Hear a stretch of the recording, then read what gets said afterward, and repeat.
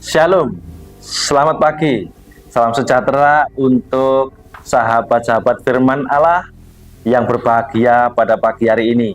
Dan masih dengan Universitas Katolik Widya Karya Malang, saya Krishna menyambut Anda dengan salam Scientia ad Laborem. Baiklah, pagi ini sebelum kita mengawali aktivitas pada hari ini, lebih baik kita sejenak merenungkan firman Allah yang bisa kita renungkan pada pagi hari ini. Baiklah, sebelumnya kita awali terlebih dahulu dengan tanda kemenangan Kristus. Dalam nama Bapa dan Putra dan Roh Kudus. Amin.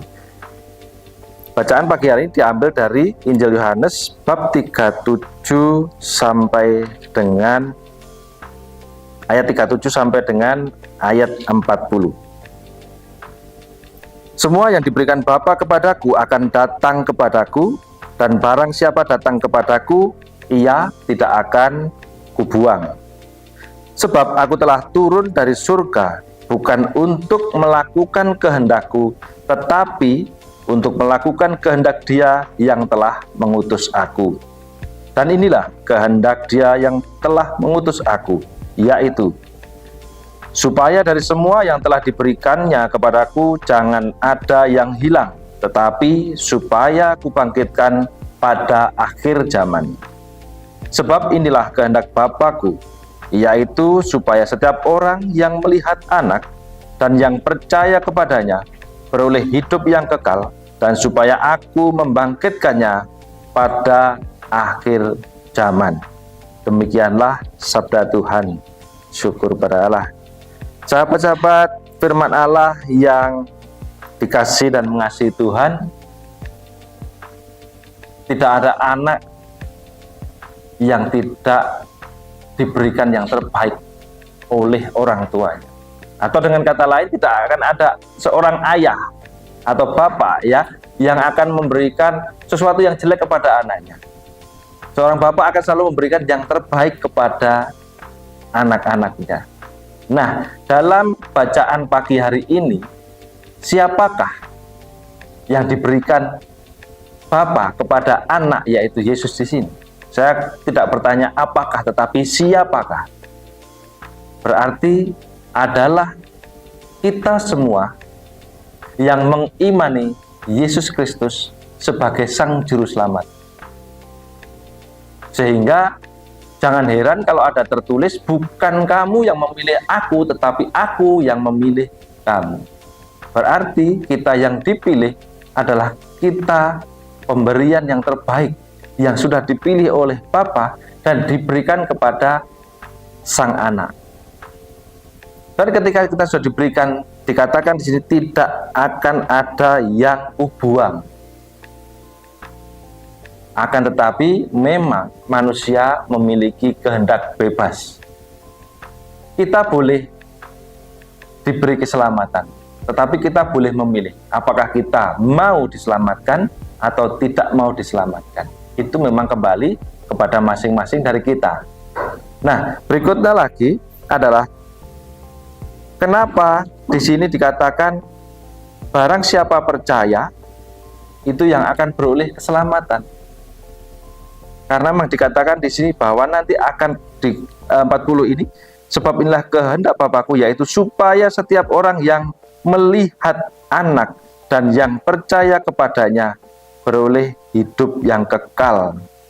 Percaya kepada Sang Penebus, Sang Juru Selamat, dia akan beroleh hidup yang kekal, supaya Aku membangkitkannya pada akhir zaman.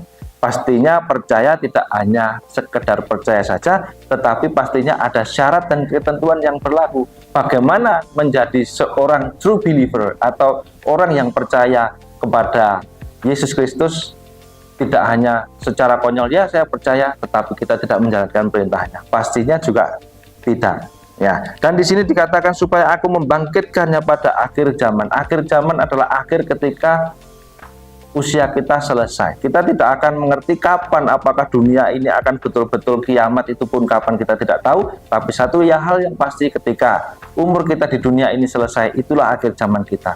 Percayalah, di situ kita membutuhkan keselamatan. Keselamatan yang datang dari mana? Keselamatan yang datang dari Anak. yang diberi kepercayaan kepada Bapaknya. Ya, jadi tugas kita seperti pada ayat sebelumnya, sebenarnya ada juga pada ayat 30 di mana membicarakan tentang roti hidup. Di situ juga dikatakan bekerjalah bukan untuk makanan yang akan dapat binasa, melainkan untuk makanan yang bertahan sampai kepada hidup yang kekal, yang akan diberikan anak manusia kepadamu, sebab dialah yang disahkan oleh Bapa Allah dengan meterainya. Lalu ada pertanyaan, apakah yang harus kami perbuat supaya kami mengerjakan yang dikehendaki Allah? Ini pertanyaannya, dan jawabannya adalah di ayat 29. Inilah pekerjaan yang dikehendaki Allah, yaitu hendaklah kamu percaya kepada Dia yang telah diutus Allah.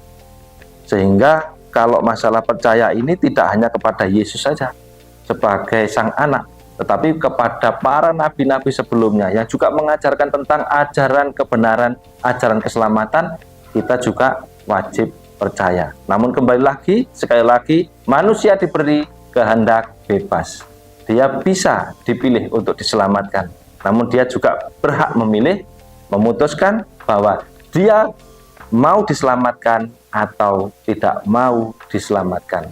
Kembali itu semua kepada masing-masing dari kita. Semoga renungan singkat pada pagi hari ini bisa mengilhami kita, membuat kita matang secara spiritual, secara mental juga, dan menjadikan kita pribadi yang semakin mengasihi Allah dan dikasihi oleh Allah.